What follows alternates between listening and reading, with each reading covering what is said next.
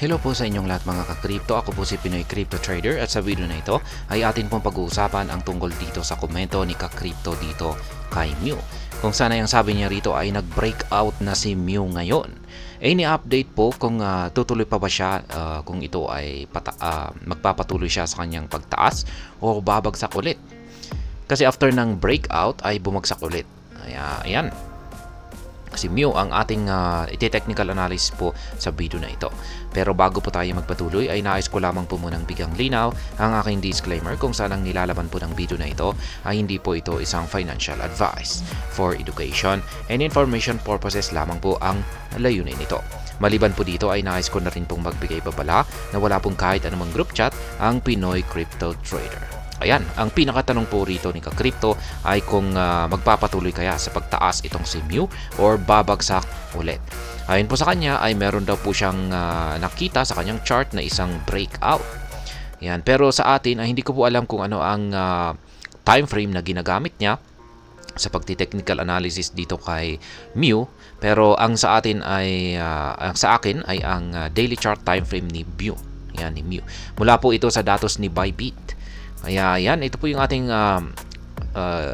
daily chart time frame para kay Mew at siguro ito po yung nakikita niya na kung saan po nagkaroon ng breakout.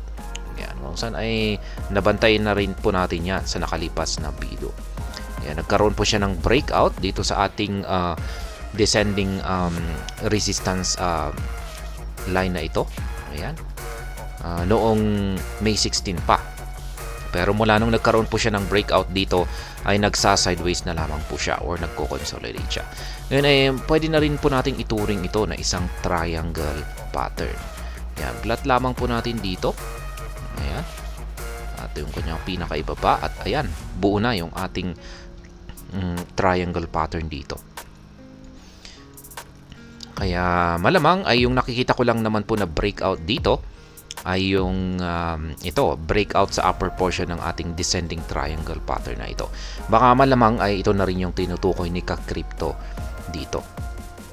Ngayon ay ang aking pinakamataas po na price target dito, dulot po ng naranasang breakout ni Mew dito sa upper portion ng triangle pattern natin dito, ay ito ang presyong 20 digits 75.26 at nakikita ko po rito na valid pa rin po yan na price target natin dito kay Mew. Aakyatin pa rin po niya ito. Ayan, hanggang sa umabot po siya sa presyong ito.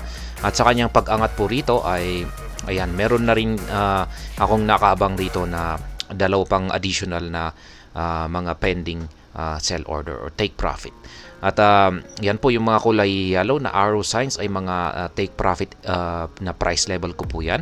At saka buy pending order naman dito sa kulay blue na arrow sign. At ayan, meron po akong isa na buy pending order dito sa ibaba sa 20 digits 1975. Ayan, yan po yung pinaka bottom price natin dito, yung support line na ito. Ito yung panghuling harang natin dito kay Mew. Ngayon ay lapit lamang po natin. Ayan, para kay ka-crypto, ayan, kung tataas magpapatuloy kaya siya sa kanyang pagtaas or babagsak ulit ito. Kaya ayan, ang aking analysis po rito ay nakasalalay po ito sa resistance line natin dito na 20 digits 3605. Kaya mapapansin po natin na ilang beses na po niya itong pinatatamaan. Kaya nag-umpisa pa rito nung nasa loob pa siya ng ating triangle pattern.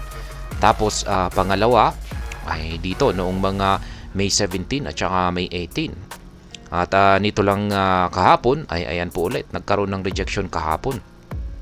Papakita lamang na talagang matibay yung resistance line natin dito. Ibig sabihin ay sa kada pag-angat po ni Mew sa presyong ito or sa price level na ito ay marami pong mga nagtitake profit. Pero hindi pa rin po, hindi ibig sabihin na hindi kayang lampasan ni Mew yung resistance line natin dito. May chances pa rin na mababasag niya ito. At dito po nakasalalay yung kanyang magiging galaw.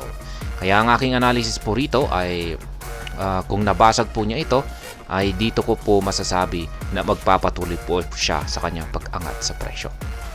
Ayan, at sa kanyang pag-angat sa presyo ay aakyatin po niya ang sunod nating price resistance dito.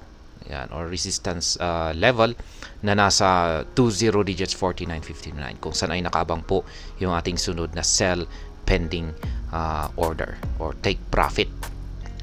Ngayon kung hindi po talaga kaya na basagin ni Mew yung ating resistance line na ito, ay ayan, dito ko po masasabi na babagsak po siya. Possible po siya na bumagsak hanggang dito sa bottom price natin dito, ang 20 digits 1975. Kaya ayan, kasi may mapapansin naman po natin na meron na rin po siyang nabuo rito na isang minor support line dito sa ibaba. Ayan, dito po yan. Ayan, palitan po natin ng kulay red, tapos lagay po natin yung kanyang price level. Ayan. Ayan. At nagko-consolidate po siya rito sa pagitan ng dalawang ayan, yung ating resistance line dito at saka support line dito. Nagko-consolidate po siya. Kaya posibleng kung magpapatuloy po yung kanyang consolidation, ay ayan, hanggang dito lamang po siguro siya. Ayan, magpapatuloy pa rin po siya rito, lalong-lalo na kung walang pagbabago sa momentum nitong si Mew. Kaya ayan, magko-consolidate lamang po siya rito. Kaya ayan po ulit, kung nabasag yung resistance line natin dito sa itaas, ay dito ko po masasabi na magpapatuloy sa pagtaas or pag-angat ang presyo ni Mew. Pero pag dito po nagkaroon ng breakout or pagkabasag dito sa support line, ay ayan, magpapatuloy po siya sa kanyang pagbagsak. Yan, para kay Ka-Crypto, yan po yung aking technical analysis dito kay Mew. At ayan, hanggang dito na lamang po tayo sa video na ito. Sana po ay inyong nagustuhan ang aking paliwanag sa video na ito. Kung inyo po itong nagustuhan, ay pakiclick lamang po ang like button nito. Para naman po sa mga bago lamang dito, kayo po ay aking inaanyayahan para mag-subscribe. Pakiclick na rin po ang bell icon nito dahil ito po ang siya magsisilbing notification nito sa mga bago kong videos na akin pong ina-upload sa aking YouTube channel na ito. Marami pong salamat sa panonood. Ingat po tayo lagi at God bless po sa ating lahat.